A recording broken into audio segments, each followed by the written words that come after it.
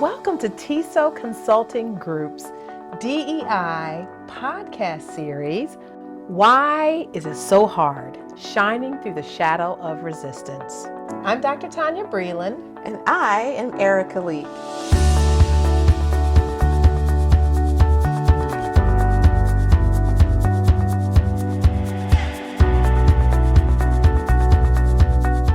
Welcome back.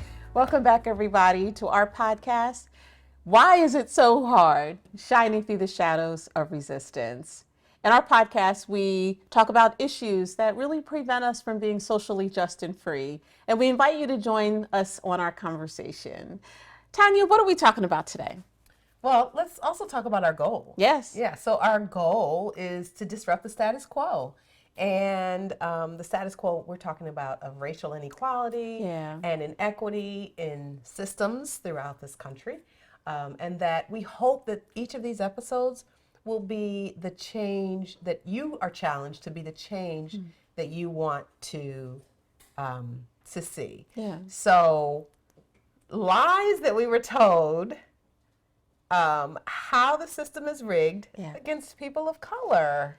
Yeah. It sounds so provocative. It does. But, you know, I think it goes back to answering the question, why is this so hard? Yeah. Because it's a system, right? Yeah. Ultimately, it's not one person not liking another or margin. I mean, it's an entire system. Right. And how the systems, quite honestly, how they're created in a way that may or may not benefit everybody in the system. And so those lies we were told. Yeah. Right? Okay. Meritocracy. Right? So what does meritocracy sound like? Like, what might we hear? Well, we hear the word merit inside of it. And so when we think about meritocracy, in our society, there's a narrative where, people are rewarded based upon merit. So if they do the hard work, they'll be rewarded for that hard work. But there's something wrong with that.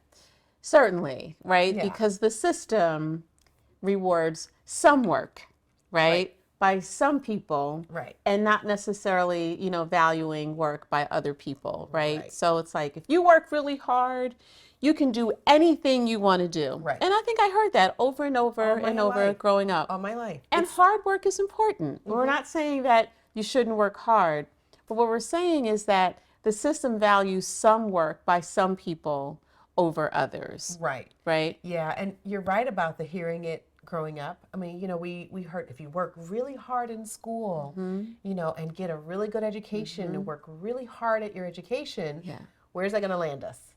We're going to get a good job. We're going to have benefits. Yep. We're going to be able to pay our bills. Yes, that's right. That's what we heard. That's right. And we over and over again. Over again. And so even when we were like, if we got a bad grade or something like that, it was, you're not working hard enough. Right. You're not working. You got to work harder. You got to work harder. Right. But we know that, so what that means is that if somebody fails in some way, doesn't get a good grade or doesn't have a good job or doesn't have, they might be living in poverty, then the narrative is those people are lazy. Right. And we know that's just not true. And they haven't worked hard. hard. The reason why they're where they are is because they're not working hard enough. They're not working hard enough. And which is so unfair. It's unfair because it doesn't really tell the whole story. It doesn't. I mean, I think about, single parents working 2 and 3 jobs, I mean, we literally have a section of society now that we call the working poor. Yeah. Right? They work. Yep. They work. And so this narrative around, poor people are lazy or you're poor because you haven't worked hard enough or because you're not getting good grades because you haven't worked hard enough. It's a lie that we were told. Yeah, it's a lie that we were told. It is. And what's really sad about it is we were told this lie when we were kids. And these lies are still being told today. Yeah, they are. They're still being told today. We still hear it in different places that we go. We still hear it in society. We do. We hear it in the halls of Congress. Yes. It's a narrative that is false narrative because ultimately we are not seeing the whole picture. So let's talk about that picture. Yeah. Yeah. So when you think about, that picture, and you know who I think tells the story really well? Michelle Obama, when she talks about her grandfathers and their stories, and how opportunities did not come their way. And, obviously we have our own stories in our own families that we could talk about as well.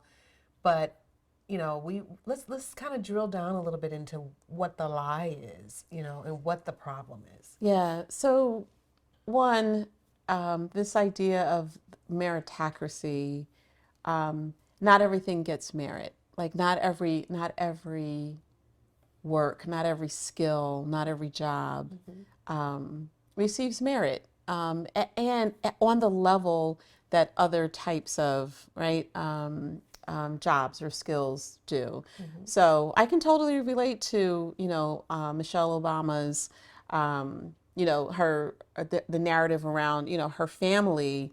My father used to say that he was really counseled out of school because as a teenager he was told, well, as long as you have a strong back, you don't really need education, right? And so he was told this like outright, and so he left school, went into construction. His brothers, that's how they worked. There was this we were a family of laborers at one point, and that didn't pay a whole lot. It just didn't pay a whole lot. And so they worked really hard, but they didn't really have opportunities in these other spaces that would have, allowed them to make more money. But even in that, so we do need people to build, right? And so why don't they have, why is that, unskilled labor? Right. And why is the value? And why is the value so different? Low? Right. Right? What's interesting? During the pandemic, all of a sudden, low-wage workers became essential. Right. And I just remember how messed up that was. Yes. Because they found themselves being the hardest working people in society. And the most vulnerable when it came to a virus that at that point we knew nothing about. We didn't know how it was transmitted. We weren't really sure. We just knew that it had dire consequences. Right, right. And it was many of their families that were dying. Yeah. Yeah. And yet all of these quote unquote essential workers, outside of those, doctors who were considered essential as well, but the low wage folks who were considered essential because they had a skill that was needed, but they were not compensated the same way. That's right. So if I'm supposed to be so essential, why am I getting low wages? Yeah, that's right. I think that's a valid question. And, the truth is that we just don't value all work and all people at the same, rates and, as we do others, at the same level. We just don't. Right. And I think, again, that goes back to the lie that we were told, you work hard, but, it should have been if certain people work hard in certain contexts, right? So break that down a little bit more. So so I think our economic, so the way that we're stratified economically in terms of race and culture, we know that white people out earn all other groups, right? So we know that tells us that their work is more valued than others, right? The population, the rates in terms of who goes to college and who gets, into these skilled trades and everything like that. Again, you have white students that outpace other groups. Again, that tells us that their work in school is somehow more valued than others, than we have, for marginalized people of color. And so that tells us that, in this meritocracy where if you work really hard, the outcomes tell us that some work and some people just have more, they just have better, because the outcomes are better in terms of financially and socially, they just have, their work is more valued. Right. I think the work itself too, college, college graduates out-earn, college graduates on all levels out-earn others in their demographics. Right. Right? Right. Because we value the value that we place on, a job that requires a college degree, we value it more, and we show that by paying people more. Right. The challenge, however, is that not everyone has access. That's right. To college. Yeah. Yeah. So, college is extremely expensive. I mean, when I went to school, I thought it was expensive, but I've got 2 children who are young adults who we paid for college, and what we paid for their college made my college seem like it was nothing. Yeah, I heard a statistic that the cost of a college degree has outpaced the cost of living by 400%. Wow. And that was 5 years ago when I read that. Yeah. 400%. Wow. Yeah. Wow. Mm-hmm. And so, you and I are fortunate, and we are thankful every single day that we have had access to higher education. But we know that that is not the case for many people that look like us. That's right. It is simply not affordable. That's right. And so some people might say, under this whole meritocracy mindset, well, if you work really hard, you'll get a scholarship. And so students do just that oftentimes. They'll work really hard, but they're competing for scholarships. That's right. And if they're competing for scholarships, who are they competing against? And are there enough scholarships to cover education for all of them? That's right. The answer is no. Right. Not in our country. It's not set up that way. That's right. And so we have unequal opportunity, unequal access.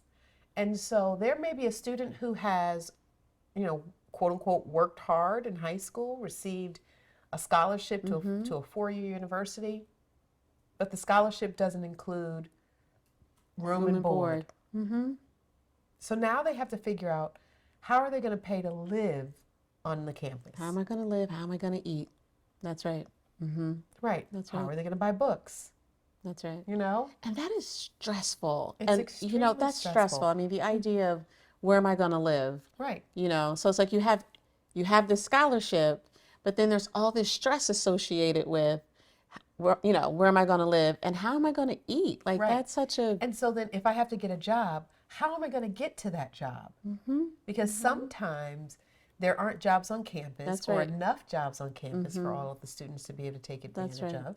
And so now these students are now trying to have to figure out, how do I get off campus to find a job that's going to pay me low wages that still might not cover the cost of my room and board. That's right.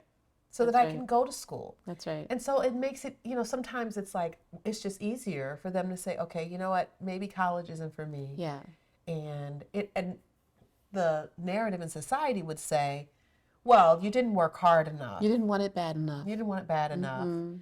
Because if you did, you would have found a way.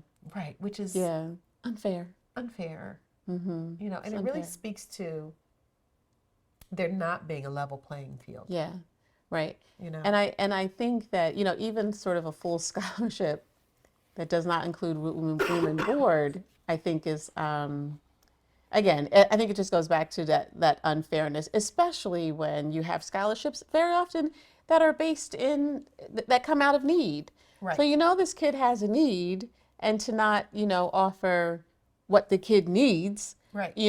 I think is unfortunate, and it really does contribute to the marginalization. Right. It just contributes to the access, not providing the access that kids need. Right. Yeah, and we think about just historically. So we've done the historical, the podcast that kind of talked about the history of how we've gotten to where we are today. Yeah. And when we think about, the history along with this meritocracy narrative, if you will, the history doesn't pan out. Right. I mean, meaning, historically, there has been, a tremendous gap, wealth gap, that we can attribute to how the system was set up. So there were the haves and the have-nots, and there were a few people in between. But the haves were extended opportunities that the have-nots were not extended. So let's look at, we're two Black women. We can look at our own family history, and, we can trace our history back to the enslavement period here in America, and what our families were, what opportunities were afforded our families at the time of the, the change in industry and in society. And, I think about, and I've shared this in the past, I think about my own grandfather, whose father was enslaved. So we're not talking that long ago. And he, being a boy in the family, needed to help support his father passed away when he was a little boy, needing to, help in supporting the family. He didn't finish high school. Brilliant man, really, really intelligent, but he didn't get his GED until he was a senior citizen. Now, some people might say, well, you didn't work hard enough. And I can tell you he was a very hard working man. So he worked outside of the home. He worked in the home. He did odd jobs. He did all kinds of things to raise his own family and support his own family. He was at some point able to purchase a home, which was pretty tremendous considering what society was set up. But ultimately, there were certain jobs that he would never have qualified for simply because he didn't have the education. And it wasn't because he wasn't hardworking. It was because of the circumstances. That's right. He was a part of the Great Migration from Mississippi to Chicago, and as a boy. And so this is really, this is a thing, that we have lived with. Yes. And it's like, don't tell us that we're not working hard enough. That's right. When we haven't had the same opportunities and access extended to us. Absolutely. I think that's such a great point. And I think that's such a great point. And it's really about like both access and opportunity, right? So it's not that we're not working hard. It's not that we don't have groups that are not working hard. Right. I mean, you only need to, you can go to any, you can see the level of work that people engage in, but it's like, do they have the opportunities, and do they have, the opportunities to make more? Right. How do we value their work? Right. And how does the system allow them to continue to be marginalized financially? Right. How are they being kept out of those opportunities? How are they being kept out of opportunities to be entrepreneurs and own what they do? Right. I mean, those kinds of, there's a movie, I think it's on Netflix, it's called Made. And it's about this single parent, and she has a gift as a writer, but she can't go to school because of economics, and she doesn't have like this way. And it's not until somebody sort of offers her access to this program, and then she has the opportunity. But were it not for this person in her life, right, to provide the access, she's kind of stuck in this cycle of, low wage earning jobs, and really struggling to provide for her daughter. And you see her go from couch to couch, like friends helping her out, and then in shelters and things like that. And it's just like this really, I wish I knew the name of the writer, but it's called Made, and it's really good, really great series.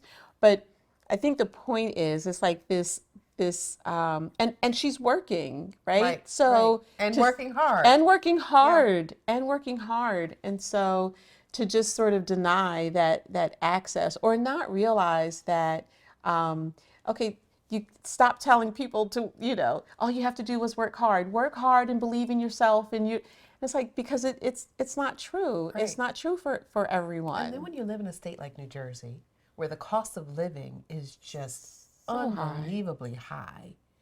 You know, just being able to scrimp and scrape to get by sometimes is, you know, a barrier. Yes. You know, because again, what's valued in society, so even when you talk about like who gets the better jobs and who gets the promotions, you know, so let's think about, you know, most companies in America, and this you can find data on, most companies in America are run by white men. Yes.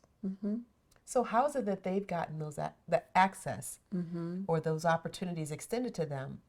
You know, you can't tell me it's because they worked harder than everybody else who works for their company, all the way down to the person who's cleaning the toilets. Yeah, right. You know? So then what is it, right? So then how do they have the access to these promotions and, you know, the opportunity to lead? Right. And others don't. Yeah. Right? And it's a pattern. So it's not like it's just one company. It's not like it's, you know, this one Fortune 50 companies. It's not that. There's a pattern. If you look at the CEOs, they're mostly white men, right? But think about what they have access to or what they've had access to. And it's not to say that they didn't work hard on some level, but it's also not to say that their hard work negates the hard work of someone who is a low wage earner. Right.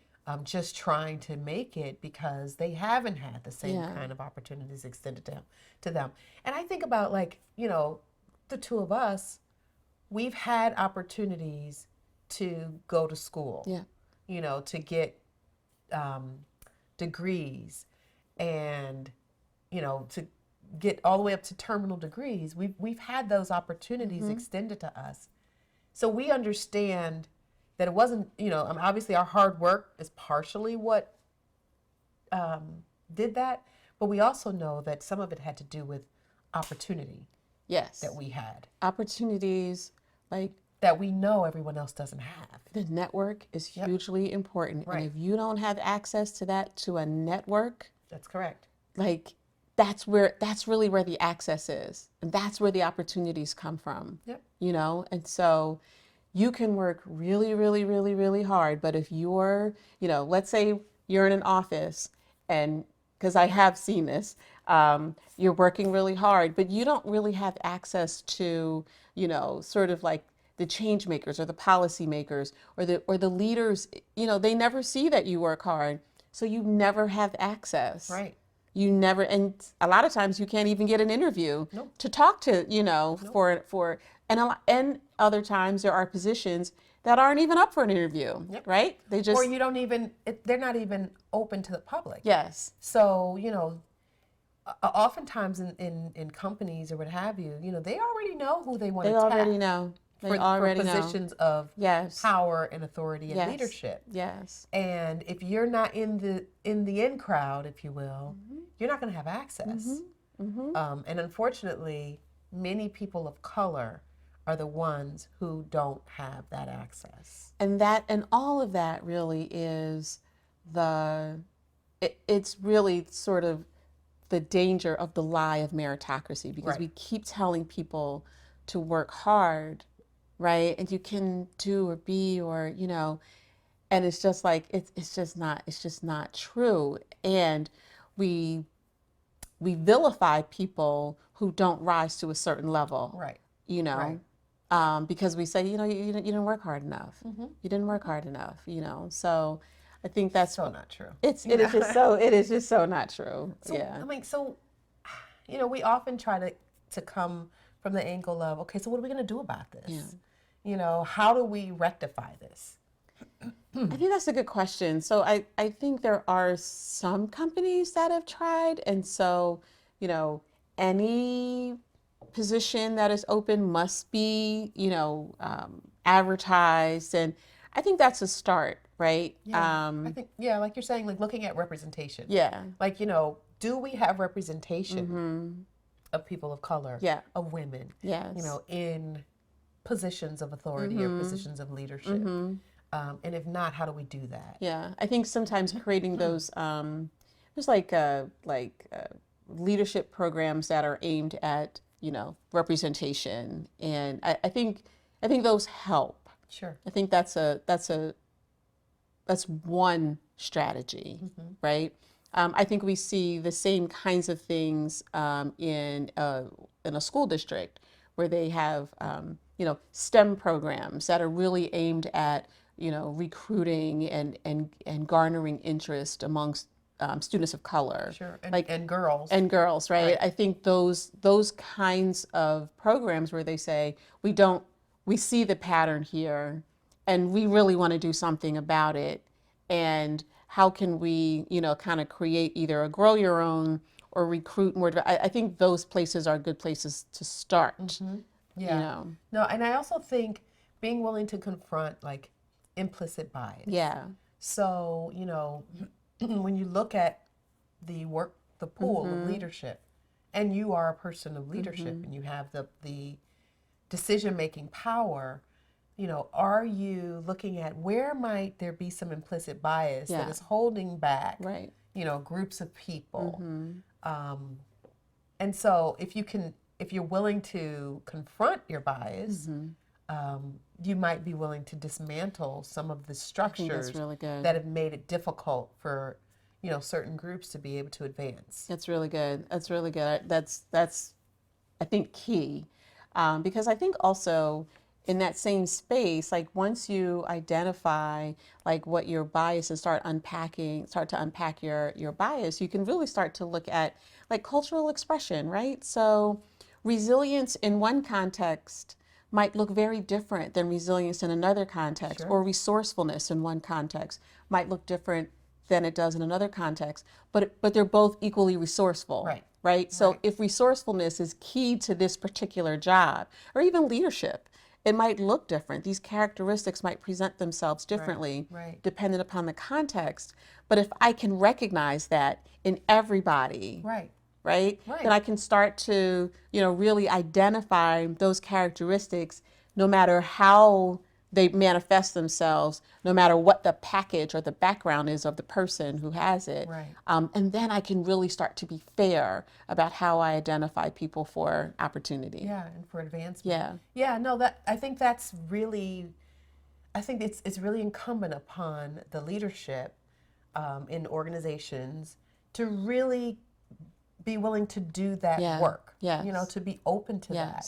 And then I think we've got to somehow move away from this hard work narrative, because we know that it's not enough to work hard. And if we can move away from that narrative and begin to understand that, everybody might work hard, but working hard does not equal opportunity. And so now if there are people who don't have opportunity, let's see what's going on in the system that needs to be addressed in order to create, create opportunity, as you said, that's fair and equitable for everybody. So it's not just about the ones that seem to be getting the attention because they work hard and they have access, but it's about the others who don't as well. Absolutely. Absolutely. This has been such a great conversation. I think there's work to be done in society, and I think if you're listening to this, you really should think about, what the system looks like, where you are, and who has leadership, who's in leadership, and how can you extend and expand opportunities for those who might not otherwise have those opportunities. Yeah, I think that's really good, because this looks different in different contexts. Most fields, unfortunately, have the same kinds of patterns in terms of outcomes, but I think that's really key. Like whatever industry or field that you're in, I think it's important to, take a look. Absolutely. And be honest about, what those patterns are, patterns are. So if you do that, we'd love to hear how that turned out for you. We'd love to hear, some of the challenges and even experiences and triumphs, that you've had. And we also invite you to invite others to join in on the conversation. We think that would be really great too. Absolutely. Yeah. I'm Tonya. And I'm Erika. And thank you for joining us. And please come back and join us again.